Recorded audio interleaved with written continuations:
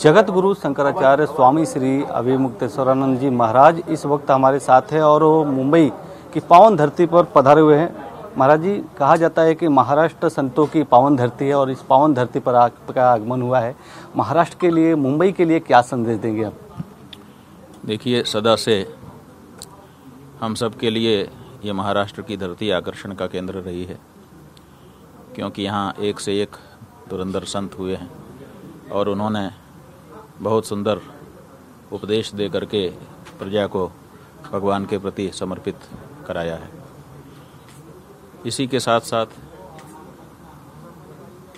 पिछले वर्ष महाराष्ट्र की तत्कालीन सरकार ने गौ माता को महाराष्ट्र प्रदेश की राज्य माता घोषित किया।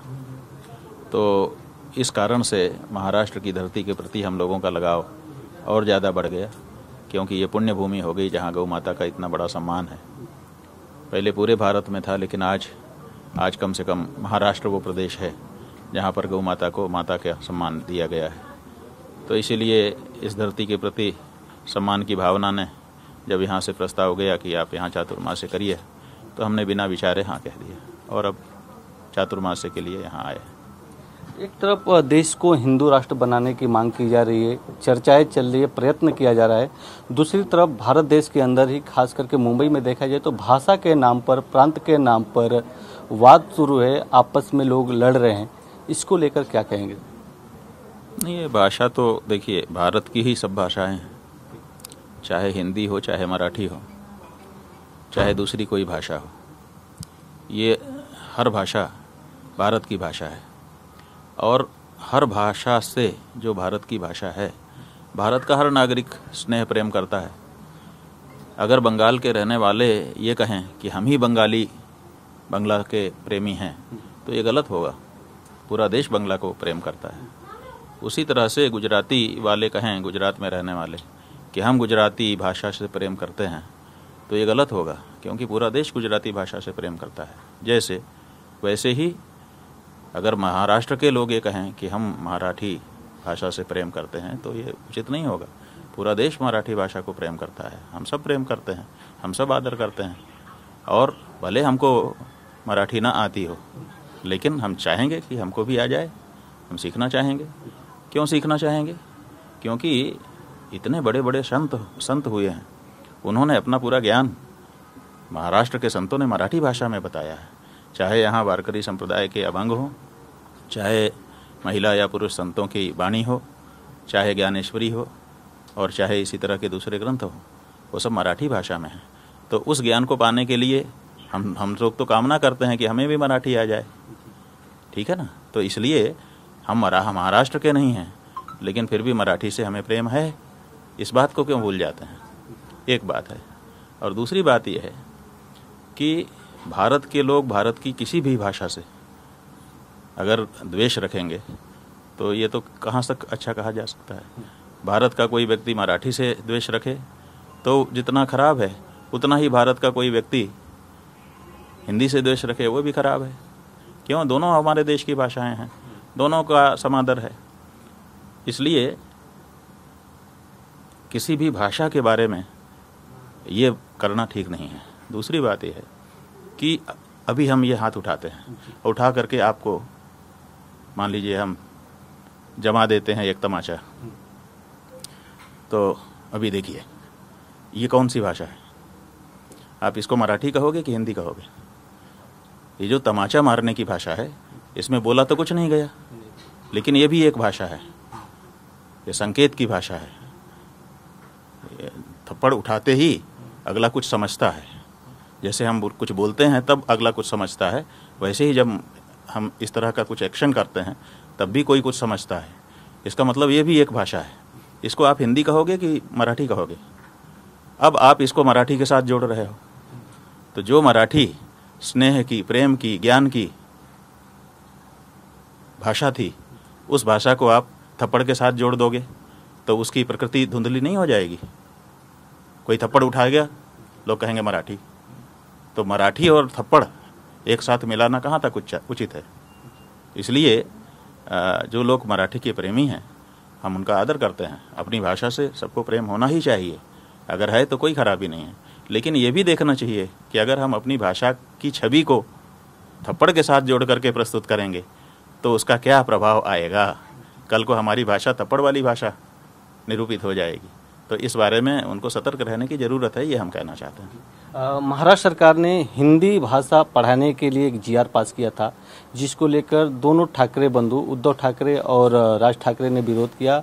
विरोध के बाद सरकार ने उसे रद्द कर दिया। उसके बाद करीब कई वर्षों से दोनों बंधु बिछड़े हुए थे और हिंदी भाषा के खिलाफ वो दोनों बंधु एक साथ आए। उद्धव ठाकरे ने आपने उद्धव ठाकरे को आशीर्वाद भी दिया था और अब वो हिंदी के खिलाफ लड़ रहे हैं। जो बाला साहब ठाकरे हिंदुत्व के विरोध करने वालों के खिलाफ लड़ते थे, उनके ही दोनों खानदान के बच्चे हिंदी का विरोध कर रहे हैं। अब भाई इस पे व्यक्तिगत टिप्पणी करना हमको ठीक नहीं लगता है, लेकिन ये जो उनका मेल है वो दोनों बेमेल मेल है, और जो बेमेल मेल होते हैं ना वो ज़्यादा नहीं टिकते हैं।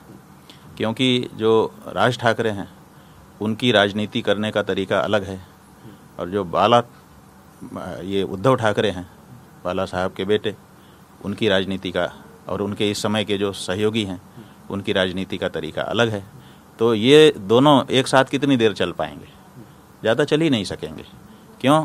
क्योंकि राज ठाकरे अलग तरह से एक समाज को साथ में लेकर के चलते हैं और अपनी बात को स्पष्ट रखते हैं, जबकि जो उद्धव ठाकरे हैं अब समावेशी विचार के हो गए हैं। तो ऐसी परिस्थिति में दोनों कितनी देर तक साथ चल पाएंगे, लंबा नहीं चल पाएंगे। लेकिन यह दोनों भाई एक तरफ हिंदी को रोकने की बात कर रहे, पढ़ाने से मना कर रहे, दूसरी तरफ मुंबई में नहीं जी, ये हिंदी को रोकने के लिए या मराठी को बढ़ाने के लिए यह बात ही नहीं है। ये राजनीति को चमकाने के लिए जो कुछ कर रहे हैं।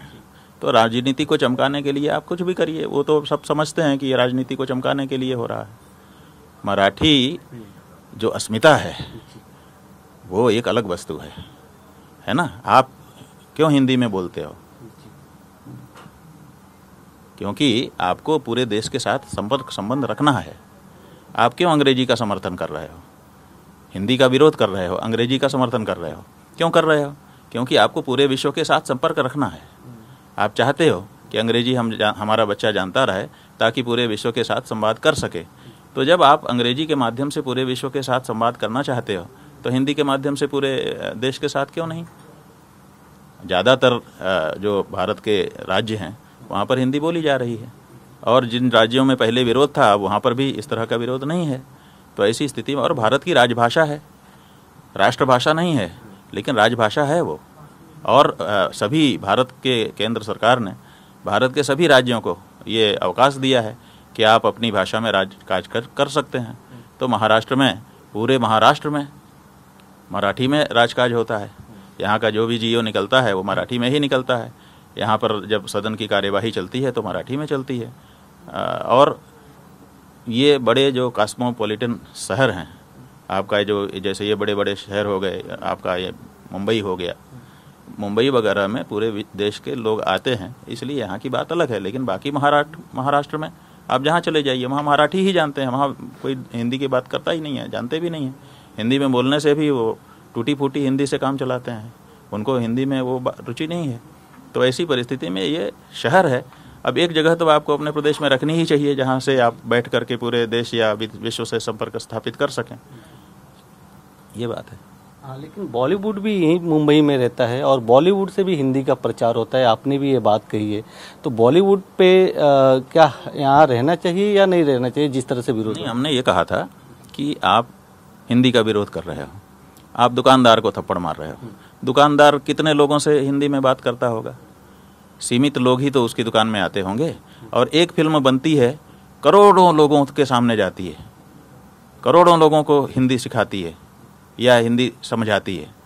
तो आपको फुटकर में क्यों एक एक दुकानदार से क्यों मारपीट करनी है? आप हटाइए फिल्म इंडस्ट्री को, कह दीजिए कि भाई यहाँ हिंदी फिल्म नहीं बनेगी, और जो लोग बना रहे हैं या तो दूसरी जगह चले जाएं, और नहीं तो अब हिंदी फिल्म रद्द करके मराठी फिल्म बनाएं। क्या ये कह पाएंगे? ये बात है। तो आप केवल दुकानदार को आप परेशान कर रहे हो। जो बड़े बड़े निर्माता हैं हिंदी में ही यहाँ से सब काम कर रहे हैं, आप उनके खिलाफ क्यों नहीं बोलते? पहले बड़े लोगों को खिलाफ बोला जाता है किसी बात की स्थापना के लिए कि छोटे छोटे लोगों को बोला जाता है? घर में झाड़ू लगाई जाती है तो सबसे पहले बड़ी झाड़ू लेके बड़ा कचरा निकाला जाता है, उसके बाद फिर छोटा, फिर उससे छोटा, फिर उससे छोटा। ये मार्बल लगा है, इसमें घिसाई में सबसे पहले बड़ा नंबर का पत्थर लगा करके घिसाई की गई, फिर उससे बारीक, फिर उससे बारीक, फिर उससे बारीक, फिर उससे बारीक, फिर पॉलिश होता है। तो ऐसे ही अगर आपको हटाना है तो जो बड़ी बड़ी मछलियां हैं हिंदी के प्रचार में लगी हुई हैं, पूरे विश्व में हिंदी को फैला रही हैं, आप पहले उनको हटाइए, उसके बाद सब हट जाएंगे। एक बड़े निर्माता निर्देशक, 2 बड़े निर्माता निर्देशक को आपने अगर ये तैयार कर दिया तो सब अपने आप, दुकान वाले अपने आप बोलने लग जाएंगे, आपको थप्पड़ मारने की जरूरत ही नहीं पड़ेगी। ये हमारा तात्पर्य था। अब यह जो वाद है मराठी हिंदी का, अलग प्रदेशों में भी पहुंच गया, दूसरे प्रदेश के नेता भी इसको लेकर टीका टिप्पणी करने लगे हैं। वह कह रहे हैं कि आप मुंबई में रह के कह रहे हो, आप यूपी बिहार में आके दिखाओ, फिर हम आपको बताएंगे। देखो, यूपी बिहार किसी का नहीं है और महाराष्ट्र किसी का नहीं है, ये हम सब देशवासियों की आपसी चीज़ें हैं।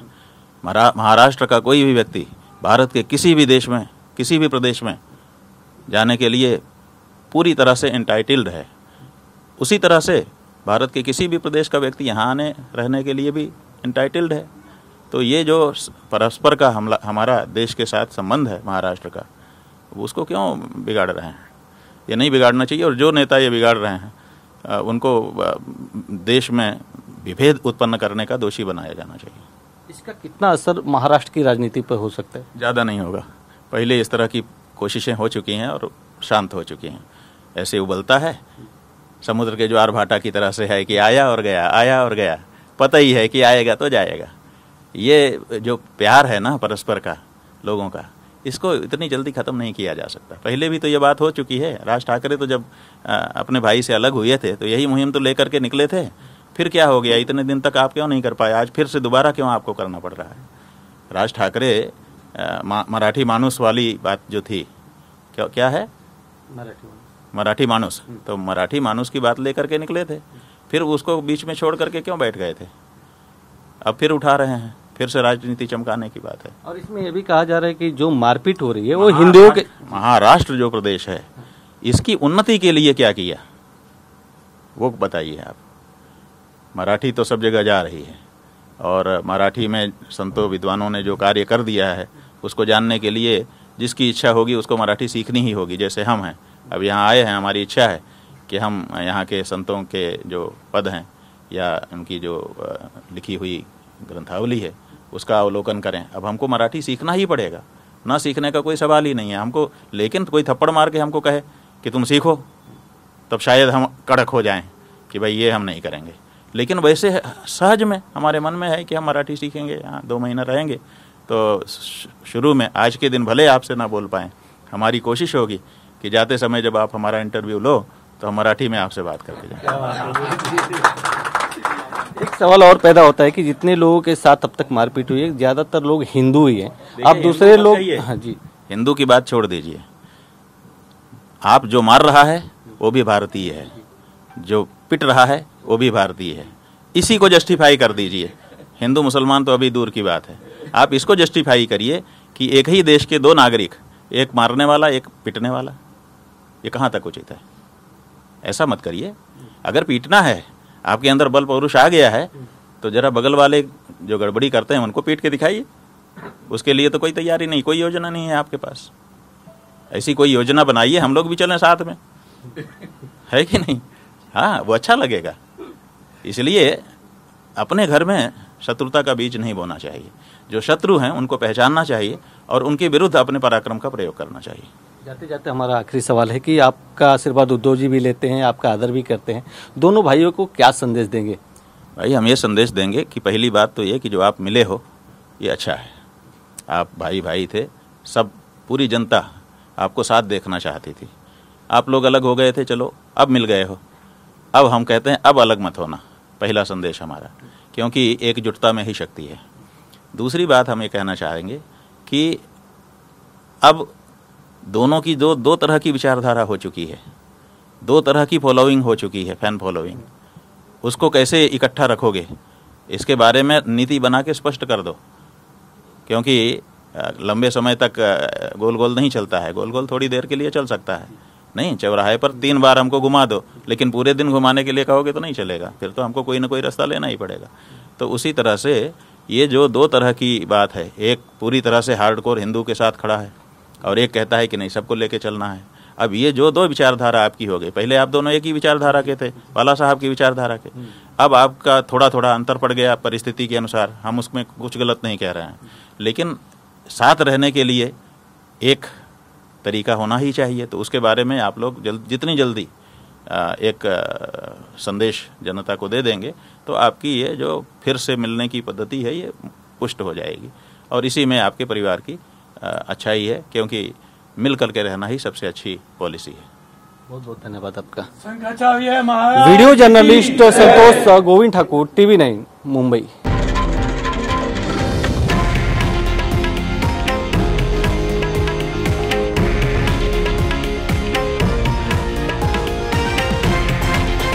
हे आहे देशातील नंबर 1 न्यूज नेटवर्क आणि आपण पाहत आहात TV9 मराठी, एकमेव।